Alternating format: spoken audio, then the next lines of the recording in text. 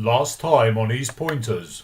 He tied me to the chaise longue facing the television and put his Jim Davidson Live DVD on repeat.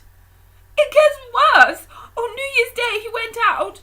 When he came back, he had the box set of all 31 series of... 31 series, it can only be. Last of the bleeding summer wine. Oh, Sandra, he didn't make you watch them all. Yes, he did. See, Frank, see the sick depths you men will sink to. Lesbianarianism, Frank. Be warned.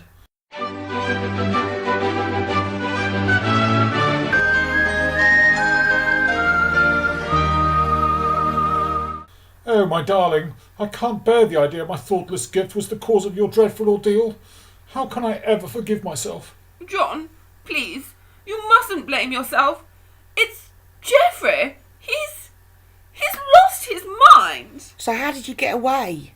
Well, it took me a while to think of it, but the last time he let me, have a comfort break in the bathroom, I filled the tooth mug with mouthwash, threw it in his eyes and ran for the front door. Geoffrey followed, of course, but he couldn't really see, and I could hear him lumbering about and knocking into things. Luckily, my car keys were where I'd left them on the hook, so I grabbed them and got outside. I slammed the door behind me, and I heard Geoffrey cry out, so I suppose the door must have hit him. It's rather terrifying to think he was that close. Oh, my word, it's like one of them horror films. Or a Saturday night in Glasgow. I drove straight here. It seemed the best thing to do. You did the right thing, my love. The question is, what do you want us to do now? Oh, I don't know. Will Geoffrey think to come look for you here? Oh, I don't know. Maybe. I have talked about you all and Muggins' news, but I don't suppose he was listening. We need to rescue Dorian. And you said he might go to see your parents? Yes, poor Mummy and Daddy. Right, you need to speak to your parents, warn them. Then we need to split up. Who's got their cars nearby? Mine's round the corner. I've got my scooter. Not sure what use that'll be, Mrs. Toovey. No room for passengers. I've got mine. Mine's at the garage out back. We don't have a car no more. Not since I told Frank to go straight over a roundabout. And he's dead. I was only doing what I was told. That were a first, Frank. We ended up stranded in the middle of a flower bed waiting for the police, with all them other drivers pointing and laughing as they drove round us. I ain't never been so embarrassed. Really? What about the time when I took my... Shush, Frank! I told you never to mention that again.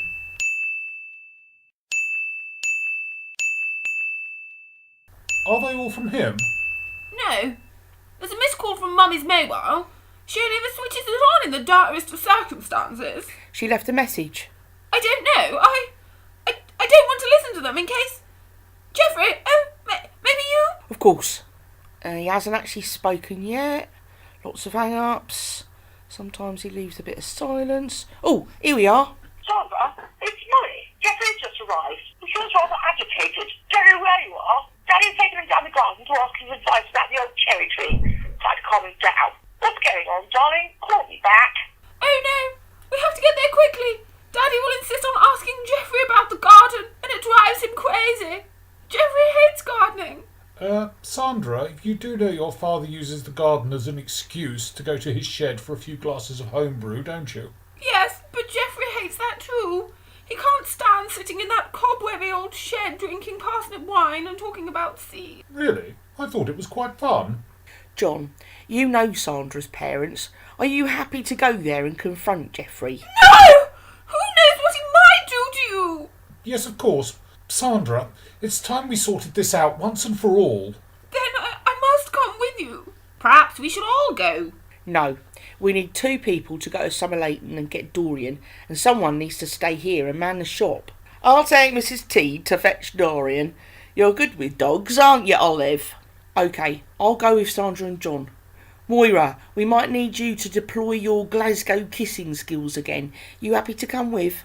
Oh, hey, I doesn't want to miss out in the action right enough. So Frank and me'll stay here and serve the customers. He can't get into too much trouble that way. Protect us to your vehicles. Good luck, everyone. Geoffrey's car's not here. I must say, that's a bit of a relief. It all seems very quiet. Much too quiet. Mummy? Daddy? Do you have keys? No. Maybe there'll be a window open.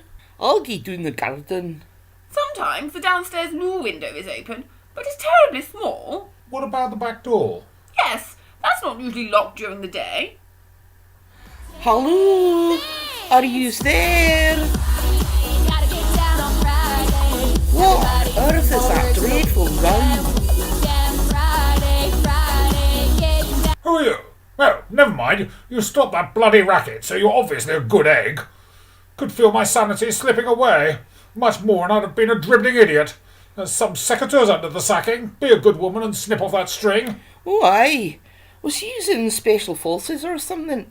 I couldn't stand more than about 5 minutes of that build before it cracked right up. No, just national service. I tried shouting for help, but... Pointless. Exactly. Ah, that's better. The old arthritic joints were beginning to complain about being tied to that chair. Fancy a quick glass of vino? I need one after that. It's last year's parsnip. Aye, that'll be good. Thanks. Mummy! He's making her watch South Park! Will Mora survive the parsnip wine? Has Sandra's mother been irrevocably scarred by the South Park experience? Do Mrs. Muggins and Mrs. Tuvey manage to retrieve Dorian without incident? Have Doris and Frank managed to serve a paying customer? Tune in to the next episode of Eastpointers to find out.